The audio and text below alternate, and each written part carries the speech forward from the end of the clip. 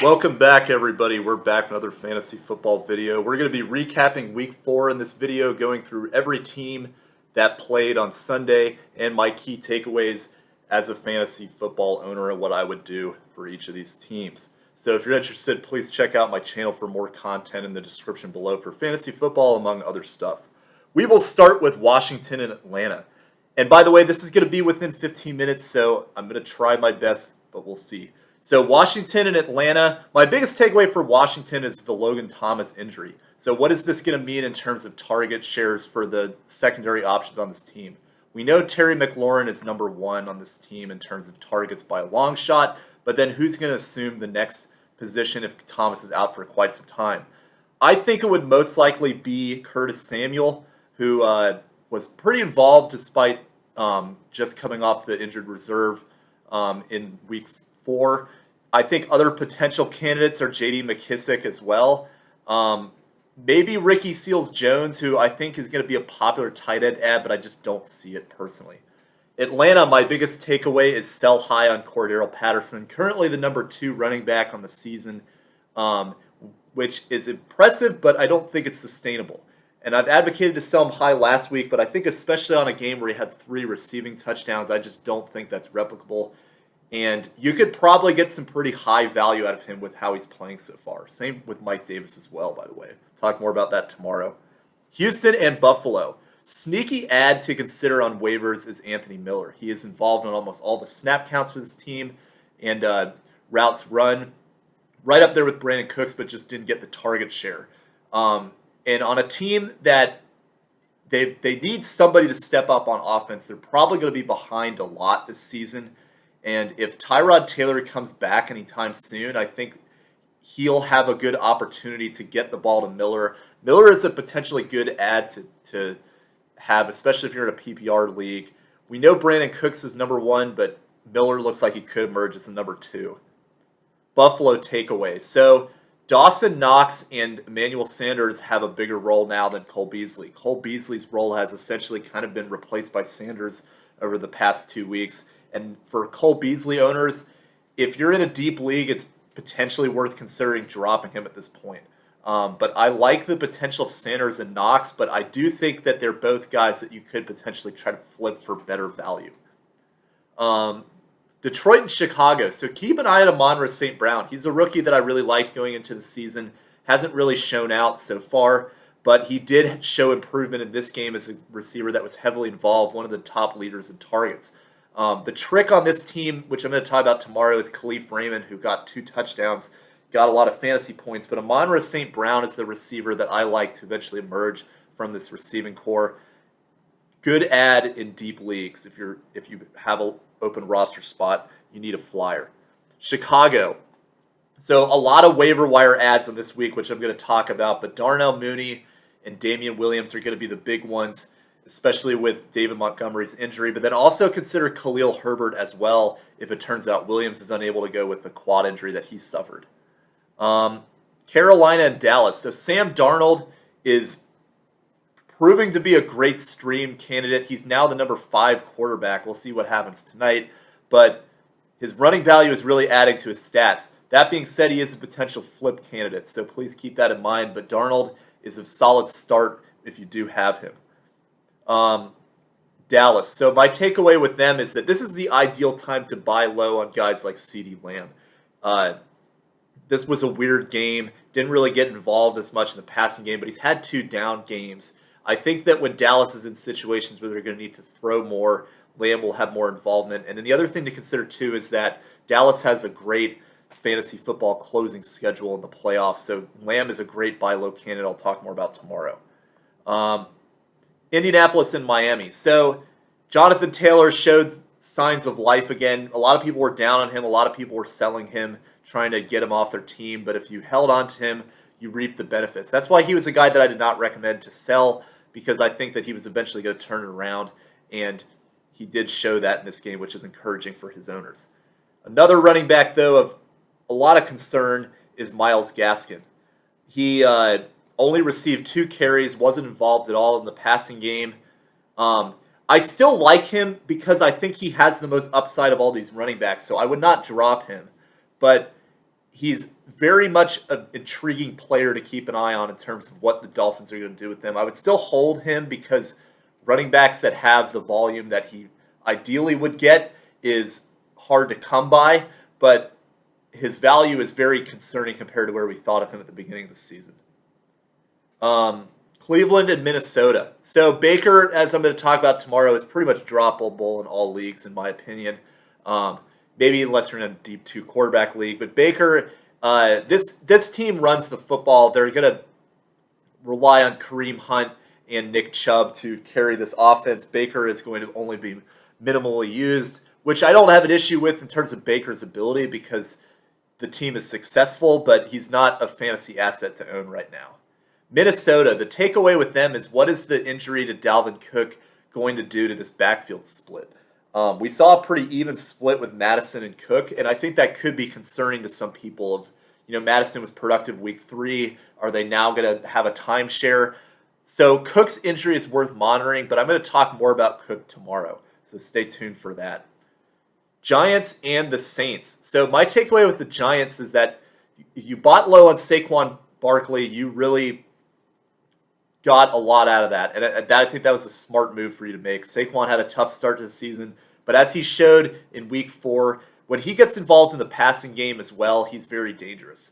So if you bought low on him, as I told you to in week 1 and 2, you reap the benefits of that.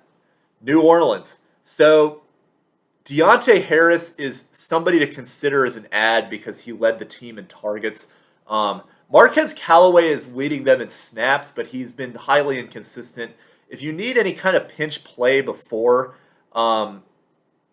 Michael Thomas gets back, Deontay Harris could be a very deep flyer to consider as a receiver that has been successful in this offense before with Thomas.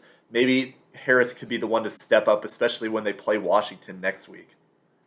Tennessee and the Jets. So weird game. I'm not going to go too much into the upset there, but the key with Tennessee is that we know Derrick Henry is one of the most dominant running backs in the league, not only in terms of the carries that he gets, but the yards. But with 33 carries in particular, you have to own his handcuff, and Jeremy McNichols shows that he's a rosterable handcuff for Derrick Henry. They're both different players. McNichols is more of a receiving PPR kind of back, but he showed that he can be productive with Henry healthy.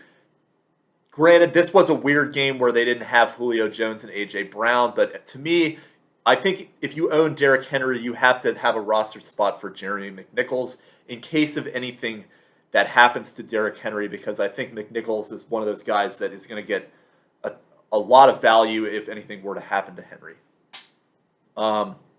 For the Jets, so Jamison Crowder is going to be a great waiver wire ad to consider picking up for this week, but he's also a guy that I think you could flip for a good value if you do pick him up, because he's only played one game. He got a ton of targets in this game, and imagine all the hype that we had about Corey Davis, which is still relatively high because they just lack other receivers, but now we've had one sample size game of Jamison Crowder. So he's not a huge name, but he is somebody to consider selling based off of this one performance if you do happen to have him or pick him up. That's just because I think that Tennessee's pass defense is just terrible, and I think the Jets are going to eventually end up in a situation like a couple weeks ago where they're just not doing anything on offense. Kansas City and Philadelphia. So don't worry about Travis Kelce if you are an owner of him. That's my takeaway for the Chiefs. Kelce is still heavily involved in the offense in terms of the routes, runs, snaps, etc. The difference in this game is that Tyreek Hill broke free, and then they never really needed to push it to Kelce as much as that they would typically. So Kelce is going to have some games in the future, much like Tyreek Hill had.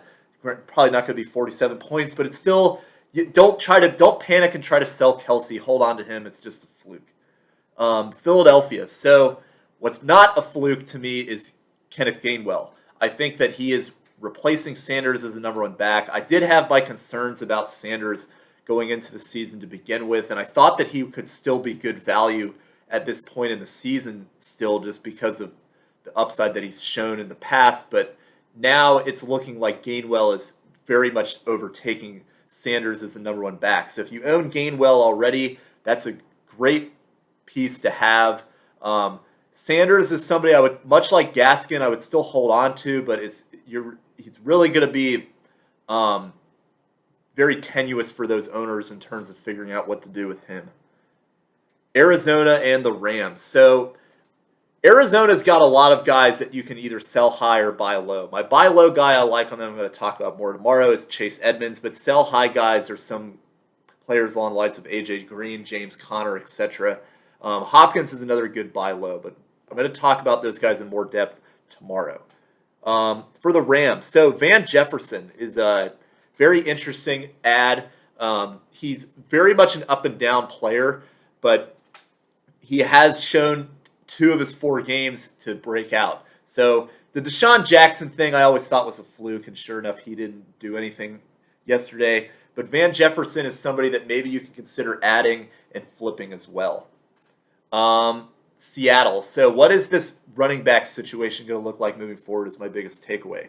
Chris Carson is one of the mid-tier backs that has always had the volume, but not necessarily the productivity that you would like. But now he's split touches with Alex Collins, not because of any kind of injury concern or anything. So what is Carson getting phased out? Is it just a one-game thing? It's hard to tell. So I'm not huge on Carson anyway, so I'll talk more about him tomorrow, but this is going to be a very interesting situation to monitor moving forward. So Deebo Samuel, if you haven't been locking him in already as a guy to start every week, you do that now. And Deebo Samuel, hint, is going to be somebody I'm going to be talking about much along the lines of Mike Williams last week. So Baltimore, that was Seattle, San Francisco. I didn't introduce the game, by the way, but Baltimore, Denver. So Baltimore. So what is this? This is another confusing backfield. So we thought that Tyson Williams, who showed to be one of the most effective per touch over the first 2 weeks, was going to eventually take this thing over, but then he's a healthy scratch. They've activated Le'Veon Bell. He didn't really do anything yesterday, but Latavius Murray is now the one getting all the carries. So is this going to be a continual roulette situation, much like the 49ers? I think it probably will be, but that being said, it's still worth considering rostering these players. Denver. So Drew Lock is coming in at quarterback for who knows how long with Teddy Bridgewater's concussion, hopefully not too long. But a considerable bump in value is Noah Fant, because when Drew Lock has been the starter, he has shown a great rapport with Noah Fant in the past. So good guy to consider as weekly plays at tight end while Drew Lock is there. I think Fant benefits the most from that injury. Pittsburgh and Green Bay, second to last game. So we talked about Najee Harris as somebody that, how is he going to do with this offensive line? But he's shown that he's a guy that's not only incredibly valuable in his efficiency with being a receiving option, but he's also dominating the snap count. In Pittsburgh in the past with Connor, we've seen a relatively even split at times between guys like Jalen Samuel, Benny Snell, guys like that, along with Connor. But with Najee Harris, he's pretty much got this thing on lock, much like a Derrick Henry or Joe Mixon before his injury. So great for Harris owners that he proved everybody that he's a keeper. Green Bay. So Randall Cobb, can he emerge as the number 2 receiver? That's one of my biggest questions. I'm not 100% sure if he will, but he's got some historical rapport with Aaron Rodgers that he's a great add to consider. And A.J. Dillon, another takeaway, must roster to me. If anything happens to Aaron Jones, Dillon has proven that he can be effective. Tampa Bay and New England to close this out. So Ronald Jones has pretty much been phased out of this backfield. Fournette dominated the touches, but for any Jones owners that are out there, they were very fortunate that he did happen to score a touchdown, because now is the ideal time to try to flip Ronald Jones. He's not been effective this season. When Giovanni Bernard is healthy, he's now basically the 3rd best running back they have. I would try to flip Ronald Jones if you can. You're probably not going to get much value out of it, but he's a great sell-high candidate for those lower-tier running backs. And then New England, to close this out, it's going to be slightly over 15 minutes. Did a little better this time. But Brandon Bolden is a great add as that James White fill-in. because he's the guy now getting the targets on this offense. I think Harris will get some of that too. So Harris, good sneaky buy low guy too, but Bolden is a good waiver wire pickup if you need a flyer. That's all I got for this video. Stay tuned tomorrow for my Week 5 preview, buy low, sell high, waivers, and drops. And I'll see you guys next time. Bye.